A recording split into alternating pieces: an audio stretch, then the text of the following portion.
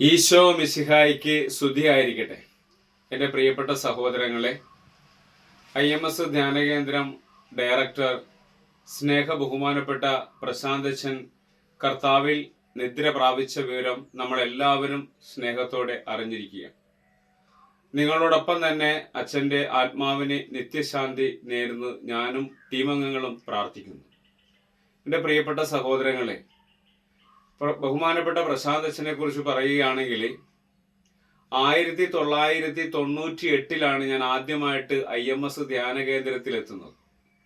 അന്ന് അച്ഛനിലൂടെയാണ് വചനം കേൾക്കാനായിട്ട് ആദ്യം ദൈവം എൻ്റെ കാതുകളെ തുറന്നത്.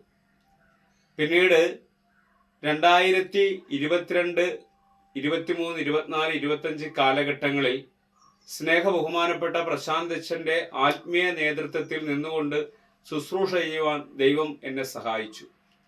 ഈ കാലയളവിലെല്ലാം ഞാൻ കണ്ട ഏറ്റവും വലിയൊരു കാര്യമെന്ന് പറഞ്ഞാൽ, ഒരുപാട് ആത്മീയ ഗുരുക്കന്മാരെ എൻ്റെ ഈ കാലഘട്ടത്തിൽ ഞാൻ കണ്ടിട്ടുണ്ട്, പരിചയപ്പെട്ടിട്ടുണ്ട്, സ്നേഹിച്ചിട്ടുണ്ട്.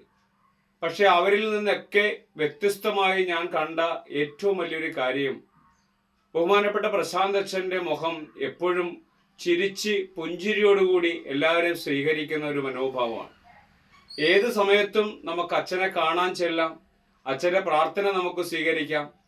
ഒന്നിനും ഒരു തടസ്സമില്ലാത്ത ഒരു മനുഷ്യൻ, എല്ലാവരെയും ഒരേ കാഴ്ചപ്പാടിലൂടെ കാണുന്ന ഒരു വൈദികൻ, എല്ലാവരോടും ചേർത്ത് നിൽക്കുന്ന ഒരു വൈദികൻ.